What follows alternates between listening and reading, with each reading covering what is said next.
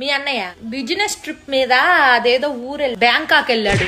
Office ఎదవాళ్ళకి బుద్ధి జ్ఞానం లేదు. ఈ మధ్య మరీ ఘోరం అయిపోయి నెలకి 2 సార్లు బిల్లొస్తున్నారు బ్యాంక్ ఆఫీసులు. అల్లాడిపోతున్నాడు. అంత దూరం అంటే ఒళ్ళు హూనం అయిపోదు. ఎక్కడో మ్యాప్ చివరి నుండి బ్యాంకాక్ రాగానే ఒళ్ళంతా నొప్పులు ఉంది, కాస్త కాపడం పెట్టు రాజ్యం అని నోరారా అడుగుతాడు. అల్లాడిపోతున్నాడు. పోనీ నేను కూడా వస్తానయ్యా నీతో పాటు, నువ్వు ఆఫీస్ పని చూసుకో అంటే, వద్దో రాజ్యం నువ్వు రామాక, కడుపులో నీళ్లు కదలకుండా ఉండు, వేళకు తిని పడుకో, నీ ఆరోగ్యం నాకు చాలా ముఖ్యం అంటాడమ్మా మహానుభావుడు. అల్లాడిపోతున్నాడు.